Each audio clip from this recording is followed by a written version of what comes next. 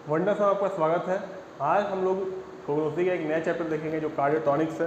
कार्डियोटॉनिक्स क्या होता है? तो कार्डियोटॉनिक्स एक ऐसा ड्रग होता है, एक ऐसी मेडिसिन होती है जो हार्ट के कॉन्ट्रैक्शन को, उसके फंक्शन को, उसकी एफिकेसी को बढ़ा देता है। ठीक है, कॉन्ट्रैक्शन जब बढ़ाता है तो उसका ब्लड फ्लो बढ़ जाता है, ब्लड फ्लो बढ़ जाता है तो हार्ट का काम करने की क्षमता जो है वो बढ़ जाता है। लेकिन यहाँ पे ऑक्सीजन डिमांड को किसी तरीके से अफेक्ट नहीं करता, मतलब हाई ऑक्सीजन डिमांड नहीं लेता है। नॉर्मल कंडीशन में ही वो हार्ट के कॉन्ट्रैक्शन को बढ़ाता है, पंपिंग को बढ़ाता है, जिससे जो ब्लड जो है वो अच्छे से पंप हो सके और पूरे बॉडी, पूरे टिश्यू में सर्कुलेट हो सके। इस ड्रग को हम बोलते हैं कार्डियोटॉनिक।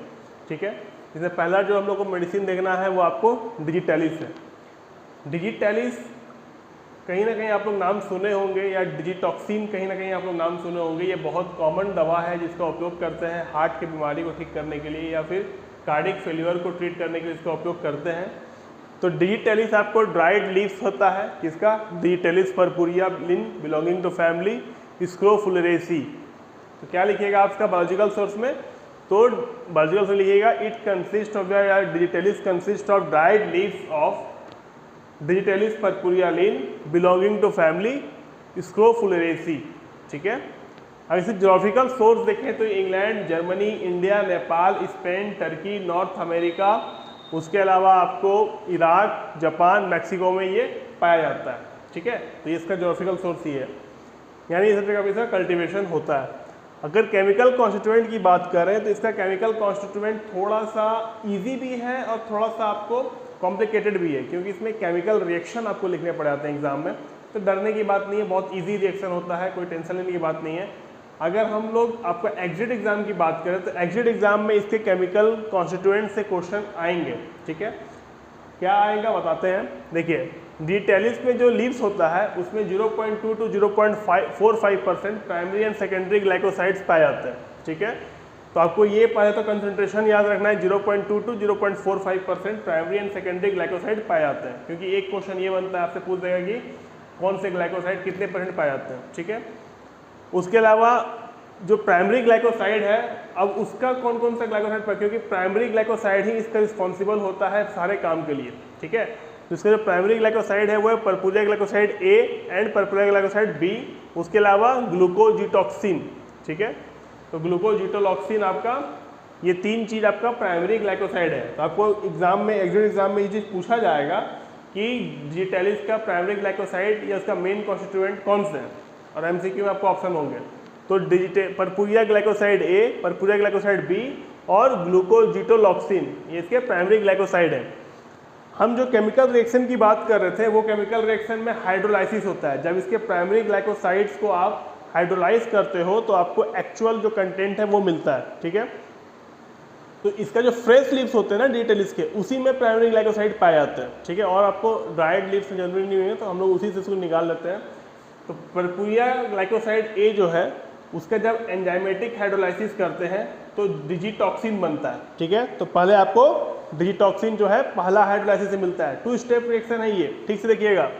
पर्पुरिया ग्लाइकोसाइड ए को जब एंजाइमेटिक हाइड्रोलाइज किए, यानी कि हाइड्रोलाइसिस ही हो रहा है, आपको वाटर के साथ रिएक्शन हो रहा है यहाँ पे, लेकिन एंजाइम के प्रेजेंस में हो रहा है। ठीक है, तो आपको डिजिटॉक्सिन आया। ठीक है, और ग्लूकोज बना।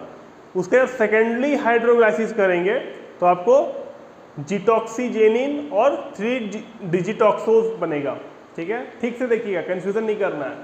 प्राइमरी ग्लाइकोसाइड ए है, उसका पहला केमिकल रिएक्शन करना है जिसमें आपका एंजाइमेटिक हाइड्रोलाइसिस हुआ, यानी पानी के प्रेजेंस में आपका रिएक्शन हुआ। ठीक है, तो आपका बना डिजिटॉक्सिन और ग्लूकोज। ठीक है, फर्स्ट स्टेप में। सेकेंड स्टेप में आप जब जाओगे, यानी डिजिटॉक्सिन और ग्लूकोज का जब हाइड्रोलाइसिस कराओगे आप, तो आपका बनेगा आपको जिटॉक्सीजेनिन और 3 डिजिटॉक्सोज। ठीक है, क्या बनेगा आपको? जिटॉक्सीजेनिन एंड 3 डिजिटॉक्सोज। ठीक है, ये है पर्पुरिया ग्लाइकोसाइड ए का कहानी। ठीक वैसे ही पर्पुरिया ग्लाइकोसाइड बी का कहानी भी है कि इसमें एंजाइमेटिक रिएक्शन हो रहा है। यहाँ डिजिटॉक्सिन बना था ए में, यहाँ बनेगा जिटॉक्सिन, डी आई गायब हो गया तो बनेगा जिटॉक्सिन प्लस ग्लूकोज, और हाइड्रोलाइसिस होकर आपको बनेगा फिर जिटॉक्सीजेनिन 3 डिजिटॉक्सोज।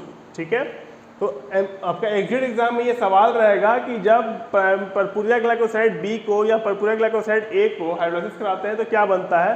तो आपको याद रखना है डिजिटॉक्सिन और डिजिटॉक्सिन एंड ग्लूकोज बनता है। ग्लूकोज कॉमन है, यहाँ पर डिजिटॉक्सिन बन रहा है, और अगर आप DI को गायब कर दोगे तो डिजिटॉक्सिन आपको ग्लाइकोसाइड B में बन रहा है। ठीक है, तो कोई बहुत बड़ा साइंस नहीं है, बस याद रखो कि आपको प्राइमरी और परपुरिया ग्लाइकोसाइड A और परपुरिया ग्लाइकोसाइड B को आपको एंजाइमेटिक रिएक्शन कराना है। A में आपको बनेगा डिजिटॉक्सिन, और जो B है उसमें खाली DI गायब कर देना है डिजिटॉक्सिन का, तो डिजिटॉक्सिन बनेगा और ग्लूकोज बनेगा। फर्दर हाइड्रोलाइसिस कराओगे आप तो डिटॉक्सीजेनिन 3 डिजिटॉक्सोज सेम बनेगा यहाँ पे। ठीक है, तो आपसे जो क्वेश्चन होगा MCQ का आपके एग्रीड एग्जाम में वो इसी पार्ट से होगा। ठीक है, ऐसे केमिकल स्ट्रक्चर देखिए, एकदम सिंपल स्ट्रक्चर है, आपको नॉर्मल बेंजीन रिंग है और साइक्लिक रिंग है आपको। ठीक है, 5 member ring and 6 member ring है, जिसमें आपको यहाँ पर मिथाइल ग्रुप है, अल्कोहल ग्रुप है। ठीक है, ठीक सेम यहाँ भी आपका ऑलमोस्ट सेम है आपका। ठीक है, यहाँ कीटोन आपका, ठीक है, सब कुछ आपको सेम मिलेगा। फ़र्क कहाँ पर है आप ध्यान दीजिएगा, फ़र्क कहाँ पर है, फ़र्क आपको यहाँ पे मिलेगा। ठीक है, डिजिटॉक्सीजेनिन में यहाँ पर कुछ नहीं है, और डिजिटॉक्सिन में आपका यहाँ पर डिजिटॉक्सोज जुड़ा हुआ है। ये जो डिजिटॉक्सोज निकल रहा है ना, ये यहाँ पर खाली जुड़ा हुआ है। ठीक है, बाकी सारे चीज़ आपको सेम है, इसका स्ट्रक्चर सेम है। तो आपको 6 मेंबर रिंग बनाना है, फिर आपको 5 मेंबर रिंग बनाना है, फिर एक यहाँ पर कार्बन का लॉन्ग चेन है, उसके बाद आपका 5 मेंबर रिंग डबल बॉन्ड के साथ है। ठीक है, अगर यूजेस की बात करें तो सबसे पहले हम लोग क्या बात किए थे कि ये कार्डियोटॉनिक है, यानी कि हार्ट के कॉन्ट्रैक्शन को ये बढ़ा देता है बिना ऑक्सीजन डिमांड को बढ़ाए हुए। ठीक है, नॉर्मल कंडीशन में हार्ट के कॉन्ट्रैक्शन को बढ़ाता है, जिससे क्या होता है कि हार्ट जो है वो ज़्यादा अच्छा तरीके से काम कर पाता है, पंप कर पाता है, उसका हार्ट रेट जो है वो गिर जाता है, नॉर्मल हो जाता है। ठीक है, तो सबसे पहले इसको कंजेस्टिव हार्ट फेलियर में यूज़ करते हैं। ठीक है, उसके अलावा क्या करता है, कार्डिक मसल का एक्साइटेबिलिटी बढ़ा देता है, यानी कि कार्डिक मसल को कॉन्ट्रैक्ट करने के लिए प्रेशर करता है। जैसे आप एक्साइटेड होते हो तो कैसे आप खुश हो जाते हो, एकदम तेजी से कोई काम करने लगते हो एक्साइटेड होकर, ठीक वैसे ही हार्ट जो एक्साइटेड होकर ठीक से अपना काम करने लगता है। इसके अलावा ये क्या करता है, ब्लड प्रेशर को भी मेंटेन करता है। एलोपैथिक में इसका यूज ब्लड प्रेशर को मेंटेन करने के करते हैं, क्योंकि एज ये डायरेटिक काम करता है, डायलिसिस की तरह काम करता है। क्या करता है, यूरिन आउटपुट बढ़ा देता है बॉडी से। जब बॉडी से यूरिन आउटपुट बढ़ जाता है तो ब्लड प्रेशर जो है वो कम होने लगता है, क्योंकि हार्ट के ऊपर जो है वो लोड कम होने लगता है। ठीक है, तो एज ए डायरेटिक्स भी ये यूज़ होता है। जब ये डायरेटिक्स की तरह काम करता है तो क्या होता है कि जो ओडिमा एक कंडीशन होता है जिसमें जो हमारे कैविटीज़ होते हैं बॉडी के, खासकर पैर के जो कैविटीज़ होते हैं उसमें पानी जम जाता है, पानी एक्यूमुलेट हो जाता है, जिसकी वजह से सूजन हो जाती है और दर्द होता है। तो ये क्या करता है, एज ए डायरेटिक्स जब काम करता है तो वहाँ का जो पानी होता है उसको ये बाहर निकालने में हेल्प करता है, जिससे क्या होता है, ओडिमा ट्रीट होता है और सूजन कम होता है। ये सबसे अधिक आपको प्रेगनेंसी के बाद महिलाओं में देखने को मिलता है, जिसमें बोलते हैं वो ना प्रेग्नेंट होने के बाद उनके पैरों में सूजन हो गया, फूल गया पैर, तो यहाँ पे उसको यूज़ करते हैं ट्रीट करने के लिए।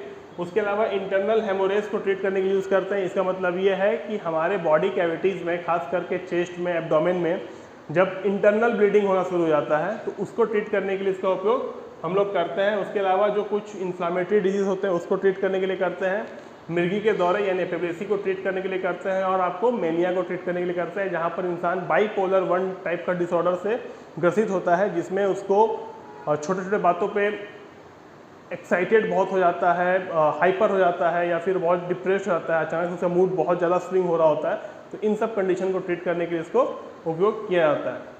तो उम्मीद है आपको जो एग्जिट एग्जाम में जो क्वेश्चन आएगा वो मेनली आपको कंजेस्टिव हार्ट फेल्यूर से आएगा। एक चीज़ और होगा कि as a tonic agent use होता है। ठीक है, डिजिटलिस आपको as a tonic agent use होता है।